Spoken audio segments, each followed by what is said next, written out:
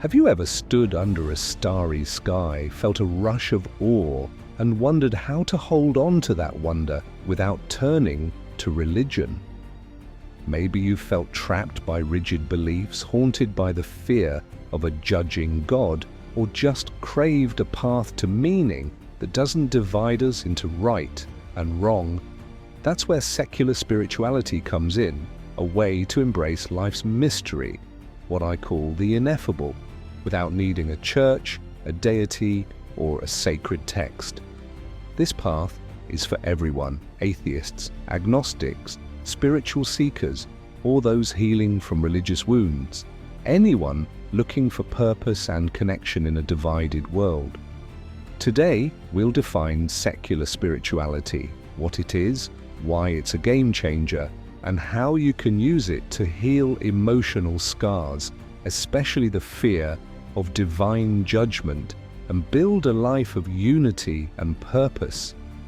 Imagine a remote jungle village where a map was left behind by an avid adventurer. The map led to vast hidden wealth. The villagers framed the map, revered it, even argued over where it led, but they never followed it to the treasure. Spiritual writings like the Bible, Buddhist sutras, Vedic text, or Taoist texts are like that map. Too often we worship the words, not the wisdom they point to. Secular spirituality is about following the map to its destination, a life of awe, healing, and connection. Let's see how it works. So what is secular spirituality? It's about finding awe, purpose, and connection in the natural world and our inner lives without leaning on religious rules or rigid doctrines. It's not atheism, which denies anything beyond the material, nor traditional religion, which often demands belief in a specific God or supernatural plan. It's a middle path, open to the ineffable, the mysterious essence of existence, without boxing it into one dominant figure or story. Picture watching a sunrise, feeling the pulse of life in the trees, or pausing to reflect on what drives you, all without needing a holy book to tell you it's true. Secular spirituality is that human experience of wonder, rooted in the everyday, yet open to something deeper. This approach sees the ineffable or God as a formless source, like an ocean holding every wave, every person, every creature, every moment. Some call this the ground of being, a term from philosopher Paul Tillich, meaning the foundation of all existence. It's not a person with a temper or a plan, but the essence we're all part of, like threads in a vast tapestry. This idea echoes across cultures. The Tao in Chinese philosophy flows through all things. The Hindu Brahman is the source behind the universe. Some sense a mystery here, moments of connection that feel almost miraculous, a sudden clarity, a profound encounter, though you don't need to call them miracles to feel their power. Secular spirituality keeps that door ajar, inviting you to explore without demanding supernatural beliefs. Why is this different? Religions, while meaningful, often carry baggage, rules that breed guilt, fear of judgment, or my truth versus yours type of conflicts. Secular spirituality lets go of that, offering a path that includes everyone. You can cherish the wisdom of great teachers without turning them into gods. Jesus, as mystic Richard Rohr describes, embodies the cosmic Christ, a universal pattern of love and reconciliation, not a divine judge. The Buddha's mindfulness shows us how to find calm in chaos. Lao Tzu's Tao teaches us to flow with life's rhythm. Rumi, the Sufi poet, speaks of love as a bridge to the infinite. These aren't deities to worship, but humans pointing to the treasure. Qualities like compassion, peace, and wisdom we can embody. They're signposts on the map, not the destination itself. This matters because worshipping the map, clinging to sacred texts or rigid beliefs, can trap us. When we treat the Bible or sutras as the ultimate truth, we risk missing the deeper reality they point to, a life of connection and growth. Secular spirituality frees you to follow the map instead, using these teachings as guides to the ineffable, not idols to frame. It's a path that heals division, invites awe, and empowers you to find meaning without fear. Now let's get practical. How can secular spirituality help you heal and grow? Many carry wounds from religion, fear of a judging God, shame for not measuring up, or rejection for questioning beliefs. The fear of divine judgment, like the dread of hell or eternal punishment, is especially common, weighing people down with anxiety or unworthiness. Secular spirituality offers tools to heal these scars, not through complex rituals or outside help, but through simple, self-directed practices anyone can try. First, reframe the idea of judgment. Instead of a God watching your every move, imagine the ineffable as a vast, open sky, limitless, embracing you without critique. This counters the fear of punishment that haunts so many, the sense that every choice is a test. Try this.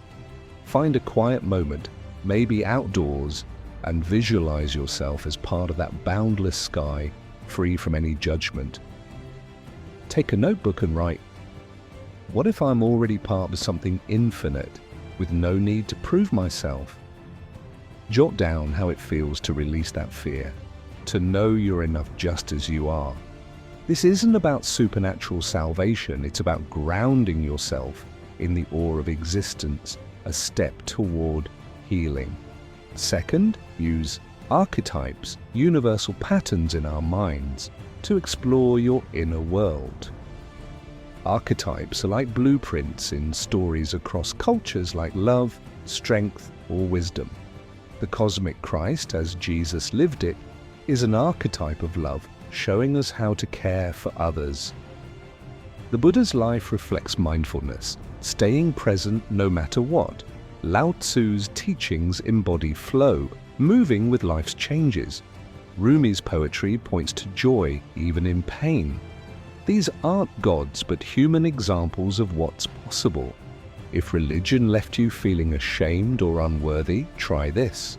Reflect on one archetype, like the Buddha's calm. Write, "How can I find peace in a tough moment today?" Maybe it's taking a deep breath during stress or offering a kind word. These archetypes are like the treasure map.